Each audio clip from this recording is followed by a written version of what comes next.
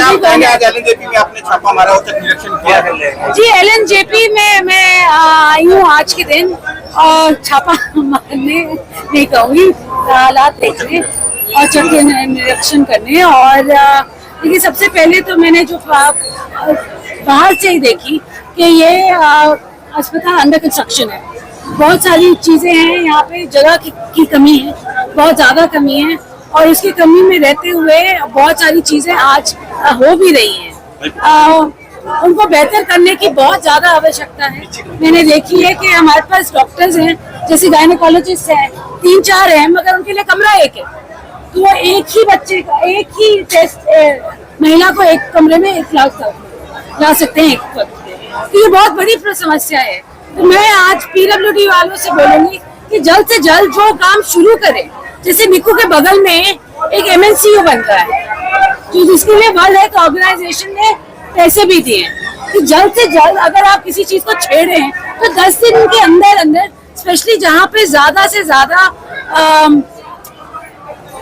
बच्चों के लिए खतरनाक हो सकता है, आप जल्द से जल्दी काम खत्म करें, ताकि कोई भी डिजीज या इन्फेक्शन बच्चों का ना हो। वो काम खत्म करें, फिर अगला वाला शुरू करें। ये नहीं कि सारी जगह छेड़ दें और फिर बैठने के लिए, क्योंकि अस्पताल है, इन्फेक्शन का जोन है, और अगर हम इतने ऐसे ही इसी माहौल में अस्पताल चलाते रहे तो इन्फेक्शन बढ़ेंगे, कम नहीं। तो मेरी आज तो पहले तो PMO मैम से ये है रिक्वेस्ट कि जहाँ भी मलबा पड़ा हुआ है, ये आपकी रिस्पॉन्सिबिलिटी है, मलबा हटाएं। और मेरे को अगली बारी मैं फोटोज मंगवाऊंगी, आपसे नहीं मंगवाऊंगी, मैं यहाँ के जर्नलिस्ट भाइयों से मंगवाऊंगी कि मेरे को फोटोग्राफ भेजें, यहाँ पे मलबे के क्या हालात है। साथ साथ मैं अभी फार्मेसी पे भी गई हूँ, फार्मेसी में लगभग सारी दवाइयाँ हैं, और मुझे ये बताया जा रहा है कि कुछ डॉक्टर्स हैं जो शायद रेफरल कर रहे हैं। उसके लिए मैंने PMO और CMO दोनों को बोला है कि इनकी फाइल मेरे पास भिजवाएं। अगर कंप्लेंट्स आई हैं तो आपने क्यों एक्शन नहीं लिया है अभी तक, क्योंकि रेफरल के लिए नहीं बनाया सिविल अस्पताल। कोविड में वेंटिलेटर आई थी जो अभी तक चल नहीं रहे हैं, तो मैम इसके बारे में देखेंगे। बताएं आप, कोविड के मैडम वाईपैप तक हम भी ले रहे हैं, नॉन इन्वेजिव प्रोसीजर में पेशेंट को रख रहे हैं। हाँ जी, इन्वेजिव भी स्टार्ट हो जाएंगे, हमारे डॉक्टर्स अंडर ट्रेन। नहीं, इनका सवाल ये है कि वो काम कर रहे हैं या नहीं कर रहे हैं? कर रहे हैं हम कर रहे हैं, तो मैम जैसे पेशेंट्स आते हैं उन्हें रेफर किया जाता है बाहर को, मैम वहीं पर कोई वीजा नहीं मिलती। इन्वेजिव के लिए करते हैं, तो प्रॉपर वेंटिलेशन के लिए ना वाईपैप और सीपैप का भी रख रहे हैं पेशेंट। तो अभी हमारे स्टाफ ट्रेंड हो जाएगा, विदिन 15 डेज हम स्टार्ट। इस सारी चीजें कि मैं फिर इसके बाद यहाँ पर मोस्टली जो डिलीवरी होती है उनको ज्यादातर बाहर ही रेफर किया जाता है। मैं अभी अब देखिए, 2 गायनेकोलॉजिस्ट सर्जन NHM से, 2 CH के साथ हैं, 4 हैं। आज के दिन मैंने पूछा है 26 हुई हैं, 26 सिजेरियन हुए इस महीने में। साथ जो 3 FRUs हमारे हैं, उधर 5 से 10 सिजेरियन हो चुके हैं। तो हमारी कोशिश है आने वाले वक्त में कि किसी को रेफरल नहीं हो, क्योंकि इतने सारे गायनेकोलॉजिस्ट सर्जन हमारे पास हैं, पीडियाट्रिशियंस हैं, एनेस्थीसियोलॉजिस्ट हैं। तो ज्यादा से ज्यादा मैं चाहूंगी, और तभी मैं आज के दिन हर 2 महीने, हर 3 महीने सबसे ये जानना चाहती हूँ कि कितने डेंटल हो तो डेंटल सर्जरी में कितनी सर्जरीज हुई हैं, FRU है तो कितने सिजेरियन हुए हैं। ये नहीं मेरे को बढ़ा चढ़ा के करवाना है, मैं बस ये कहती हूँ कि जिनको रेफरल ना हो वहाँ तक हमारे को अपने जो सिविल अस्पताल है वहाँ तक लाना। शौचालय की जी, शौचालय की हालत बहुत बुरी है, इसमें कोई 2 राय नहीं है। मेरे को बोला गया PWD वालों ने बंद किया, ये बिल्कुल गलत है, क्योंकि जहाँ OPD होनी चाहिए होती है वहाँ आदमियों का है, मगर महिलाओं का कोई शौचालय नहीं है।